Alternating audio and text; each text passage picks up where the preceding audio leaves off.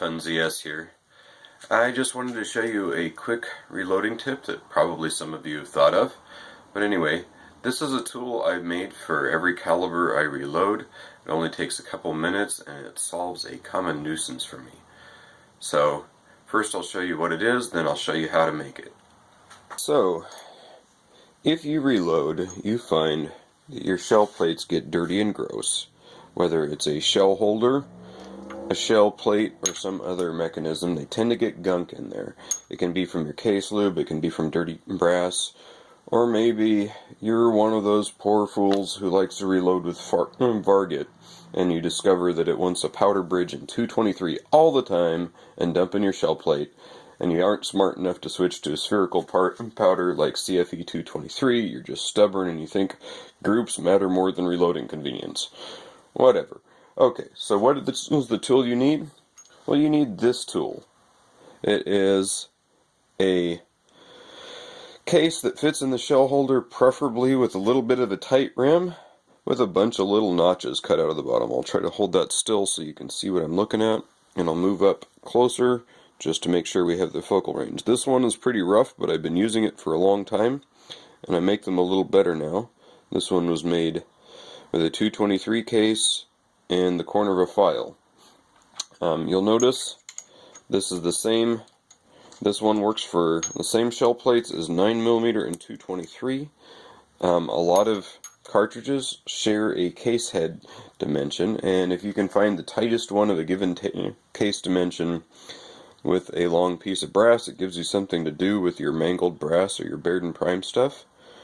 You'll notice I put some red paint pen on it so I can recognize the tool, and I usually have a hole in my reloading bench next to my press that I have these for. I keep them in the same bin as my shell plates and shell holders, so when I grab one, I grab the other.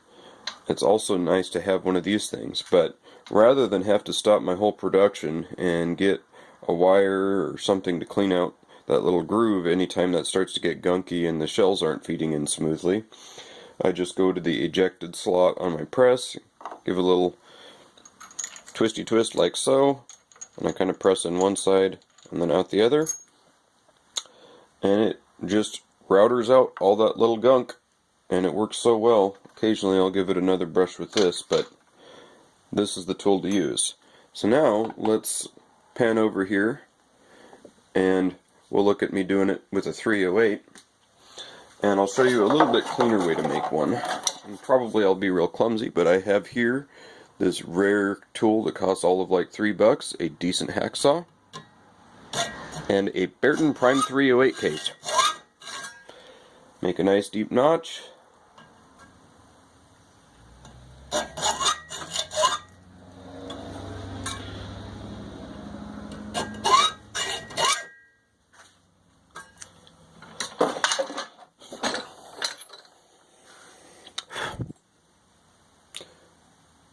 And you can see it gives these little tooth cutouts. I'll wait for that to focus.